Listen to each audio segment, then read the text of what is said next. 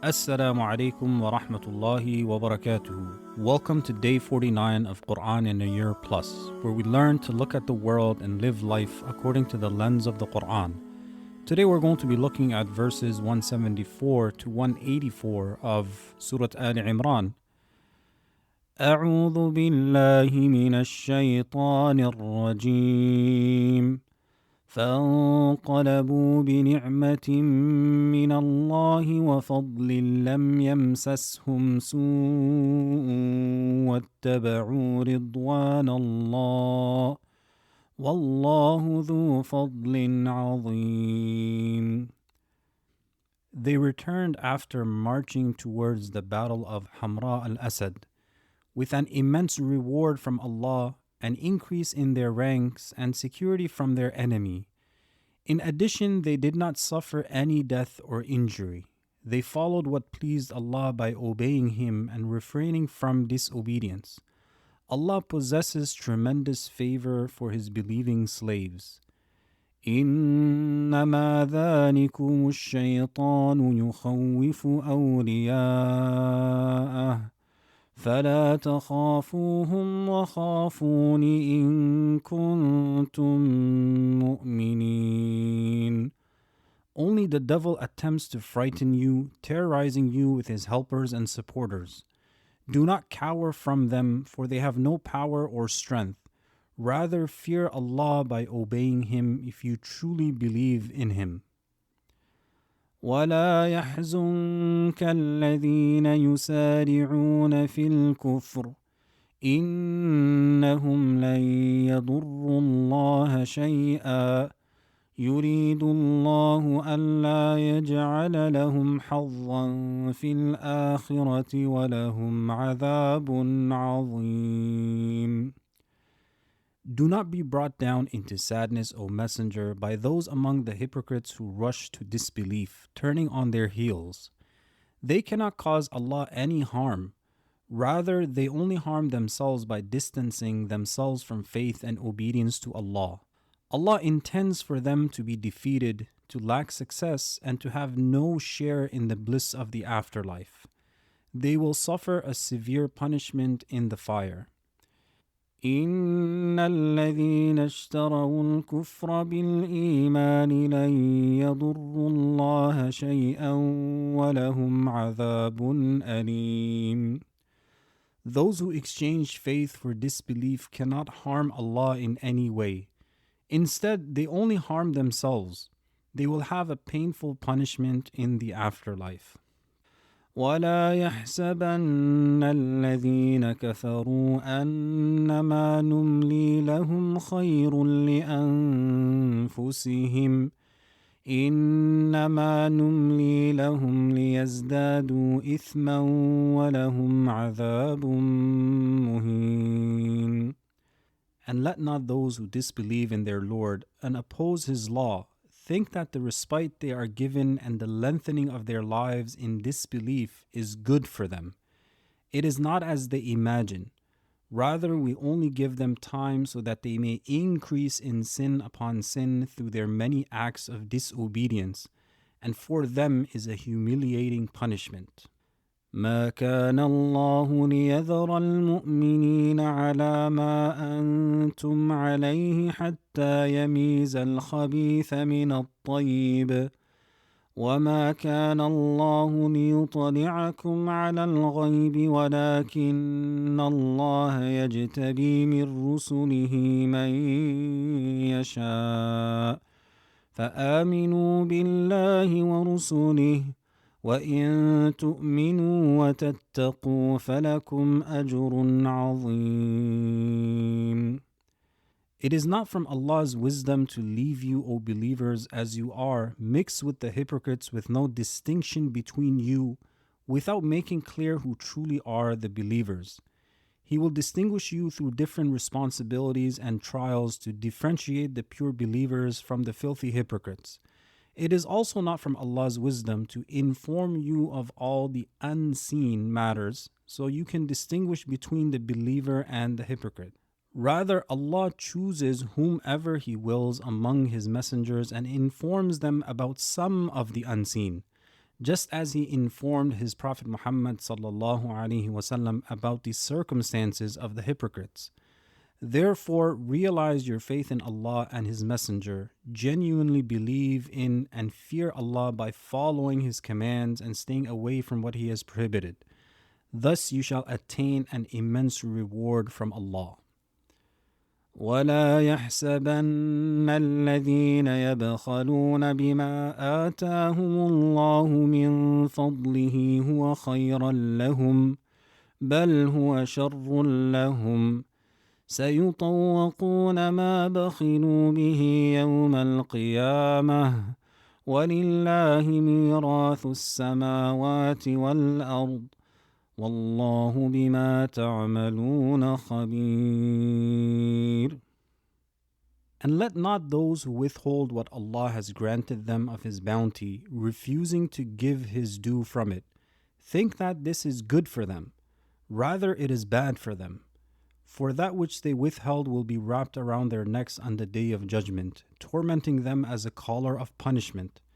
To Allah alone belongs whatever is in the heavens and the earth, and He remains the ever-living after all creation perishes. And Allah is fully aware of the most subtle details of what you do, and He will reward you for it. لقد سمع الله قول الذين قالوا إن الله فقير ونحن أغنياء سنكتب ما قالوا وقتلهم الأنبياء بغير حق ونقول ذوقوا عذاب الحريق. Indeed, Allah has heard the words of some of the Jews when they said, Allah is poor while we are rich, claiming this because He commanded them to give in charity. We will record what they said, this lie and slander against their Lord, as well as their killing of the prophets without right, and we will say to them, taste the torment of the burning fire. ذلك بما قدمت أيديكم وأن الله ليس بظلام للعبيد. That punishment is because of disobedient and disgraceful acts that you committed by your own hands. Allah does not oppress a single one of His slaves. الذين قالوا إن الله عهد إلينا ألا نؤمن لرسول حتى يأتينا بقربان تأكله النار قل قد جاءكم رسل من قبلي بالبينات وبالذي قلتم فلم قتلتموهم إن كنتم صادقين. And they are the ones who said falsely and arrogantly, Allah has instructed us in His scriptures and through His prophets not to believe in any messenger unless he brings us an offering that fire from the sky consumes. They lied against Allah by attributing such a command to Him and by restricting the signs of prophethood to this single proof. So Allah commanded His Prophet ﷺ to say to them, messengers before me came to you with clear proofs of the truth, and even with what you demanded, offerings consumed by fire from the sky. So why did you deny them and kill them if you are truthful in what you claim? فإن كذبوك فقد كذب رسل من قبلك جاءوا بالبينات والزبر والكتاب المنير. So if they deny you, O Prophet, do not grieve, for this is the way of the disbelievers. Many messengers before you were also denied, even though they came with clear proofs, enlightening scriptures filled with reminders and heartfelt exhortations, and guiding books containing divine laws and sacred teachings. As we reflect over today's verses, we learn from the companions' dedication to Allah and His Messenger, responding to His call and going out towards Hamra al-Asad despite being tired, injured, that whoever strives against his soul in moments of trial relies solely upon Allah and seeks His pleasure, Allah protects him from the harm he fears and grants him a great reward. And sometimes the real battle isn't always out there, it's inside us. It's the struggle between faith and fear, between trust and anxiety, between surrender and control. And Allah reminds us, إِنَّمَا ذَلِكُمُ الشَّيْطَانُ يُخَوِّفُ أَوْلِيَاءَهُ. That is only shaitan who frightens his allies, so do not fear them, but fear me if you were true believers. Shaitan loves to paralyze believers with fear. Fear of loss, fear of people, fear of rejection, until they forget who truly protects them. Shaitan's goal isn't just to make you sin, it's to make you forget, to drown us in distraction, to fill our lives with noise, until we stop feeling the presence of Allah. But the one who entrusts his heart to Allah finds peace even in chaos. And Imam al-Qurtubi, he says that when the believers handed their affairs fully to Allah, He granted them 4 gifts: His blessing, His bounty, protection from harm, and the pursuit of His pleasure. He made them pleased with Him, and He was pleased with them as well. So when you feel torn between faith and fear, remember your job is not to predict outcomes. It's to remain firm in obedience, knowing that Allah never abandons a heart that relies on Him. And we also learn that not all comfort is a blessing, and not all hardship is a curse. Allah warns us, "Let not those who disbelieve think that our granting them respite is good for them. We only grant them that so that they may increase in sin." Al-Razi, he explains that this ease is disguised as a test, a rope Allah gives the heedless, which tightens with every act of arrogance. Meanwhile, Allah tests believers to refine them, not to destroy them. As He says, Allah will not leave the believers in the state you are in until He distinguishes the wicked from the good.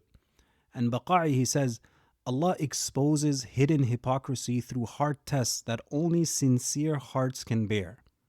So when life gets difficult, we don't say, "Why me?" Rather, we say, "How am I supposed to respond in this situation?" Every struggle you face is not a setback, but an opportunity to respond in a way that is pleasing to Allah and to walk away with tremendous reward. And Allah also highlights another form of corruption, that some of the Jews, they said that Allah is poor. That's why He's asking us for charity. And then Allah, He says, we will record what they said and their killing of the prophets without right, and we will say, taste the torment of the burning fire. Imam al-Tabari, he explains that although the Jews at the Prophet's time did not physically kill prophets, Allah attributed that crime to them because they approved of their ancestors' actions and followed their same arrogance and reasoning. Shaykh al-Tantawi, he mentions that Allah paired their blasphemous words, "Allah is poor and we are rich," with their forefathers' murders to show that both crimes came from one disease: audacity against Allah. Killing prophets was an attack on Allah's messengers. Claiming Allah is poor was an attack on Allah Himself. And Allah condemned both, not just the actions, but the approval of them as well. And in a sound hadith that is recorded by Abu Dawood, the Prophet ﷺ said, "When sin is committed on the earth, whoever witnessed it and hated it and rejected it will be like the one who was absent from it. But whoever was absent from it and was pleased with it will be like the one who witnessed it." This is a heavy reminder. Silence in the face of wrong is not neutrality. When we justify wrongdoing, excuse oppression, or quietly accept corruption, we join the same chain of sin that Allah condemned. True faith demands moral clarity, even when it might be uncomfortable. To disapprove inwardly and hate that act when a person is unable to do anything is the bare minimum. When they can speak the truth, then they should do that. And when they have a level of authority to bring about change, then they should use that as well. Because what destroys nations is not only the crime of the few, but the silence of the many who knew better and did nothing. So as we walk away from today's episode, we want to reflect on how Shaitan scares his allies. What fear does he instill in people that makes them obey him instead of Allah? And we also want to reflect how people are falling more and more into heedlessness. What are the things that distracts people to such a degree that they forget their ultimate purpose? May Allah Azza wa Jal make us amongst those who do good, and when they make a mistake, they follow up with even more good. And may He protect us from the plots of shaitan, and may He make us amongst those who stand up for the truth. I'll see you tomorrow. Assalamu alaikum wa rahmatullahi wa barakatuh.